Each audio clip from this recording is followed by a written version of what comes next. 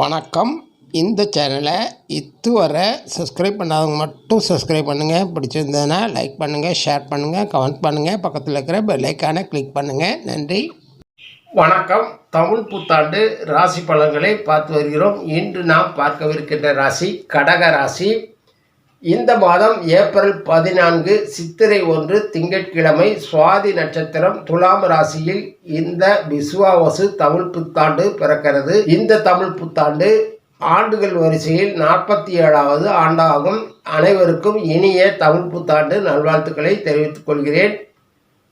எல்லோர் வாழ்விலும் வளமும் நலமும் கொளிக்கட்டும். இந்த ஆண்டு உழைப்பவர்கள் உயர்வார்கள்.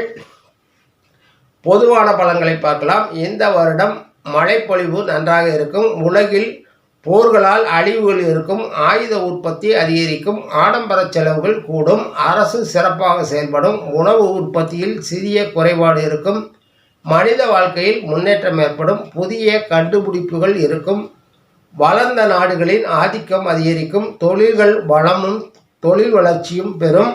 சித்திரை 1ஆம் தேதி கோள்களின் நிலையை: மேசத்தில் சூரியன், ரிஷபத்தில் குரு, கடகத்தில் செவ்வாய், கன்னியில் கேது, துலாத்தில் சந்திரன், மீனத்தில் புதன், சுக்கிரன், சனி, ராகு என 4 கிரகங்கள். மே 14 அன்று குரு பயிற்சியும் மே 18 ராகு கேது பயிற்சியும் நடைபெறுகிறது. இனி ராசி பலனுக்குள் செல்லலாம்.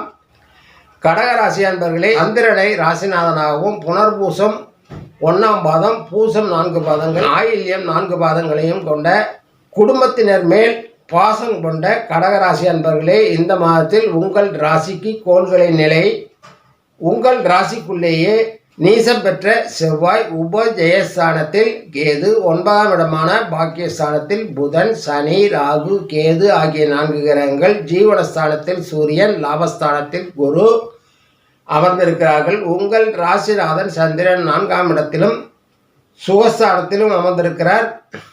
மே 14 அன்று குரு பகவான் உங்கள் ராசிக்கு விரயஸ்தானத்தில், மே 18 ராகு கேது இடப்பெயர்ச்சியாகி ராகு ஆயுஸ்தானத்திலும் கேது குடும்பஸ்தானத்திலும் வந்தமரவிருக்கிறார்கள். இதனால் உங்களுக்கு என்ன நற்பலன்கள் என்பதை பார்க்கலாம். முதலில் பொதுவான பலன்கள்.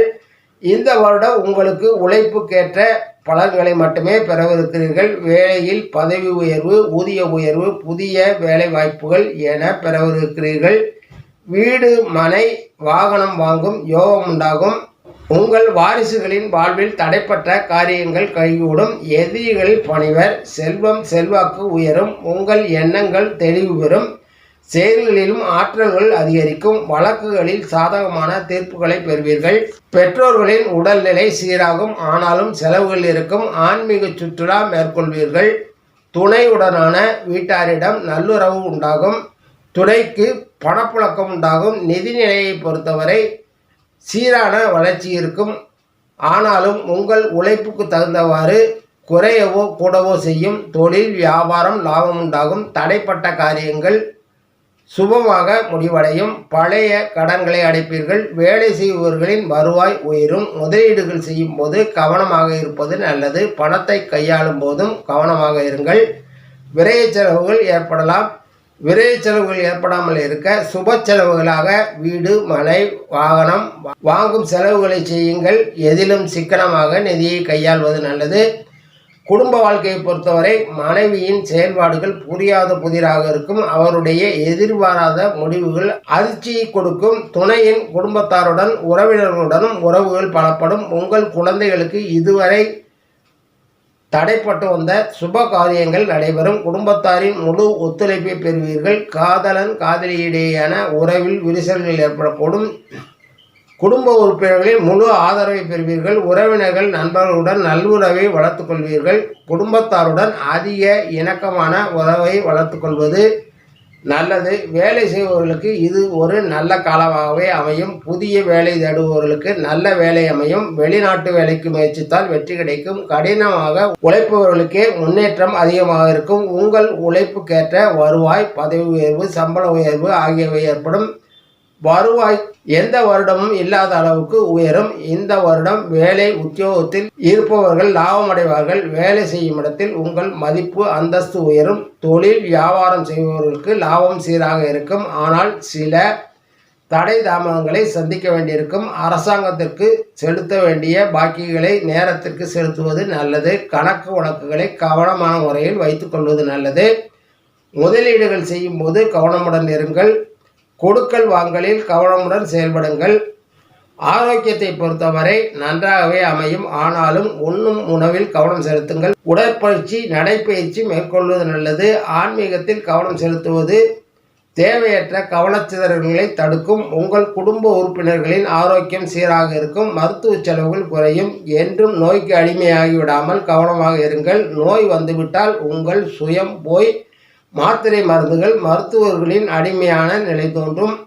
வருமுன் காப்போம். மாணவர்கள் சற்று கவனமுடன் கல்வி கற்க வேண்டியிருக்கும். மேல் படிப்பு படிக்கும் மாணவர்கள் கவனம் கல்வியில் இருந்து கவர்ச்சிகரமான மற்ற விஷயங்களில் செல்லக்கூடும். கல்வி கற்று முடிக்கும் வரை மனச்சிதறல்களை கட்டுப்படுத்திக் கொள்ளுங்கள். அதன் பிறகு வாழ்க்கை உங்கள் கையில். உங்கள் விருப்பம் போல் வாழ்க்கையை அமைத்துக் கொள்ள முடியும். கலைஞர்கள் இந்த வருடம் சிறப்பானதொரு இடத்தை பெறுவார்கள். வருவாய் உயரும். உங்கள் படைப்புகள் வெற்றி பெறும். ஊனமுற்றவர்களுக்கும் இயலாத முதியவர்களுக்கும் உங்களால் முடிந்த உதவிகளை செய்யுங்கள். உங்கள் அந்தஸ்து மரியாதை ஆகியவை உயரும்.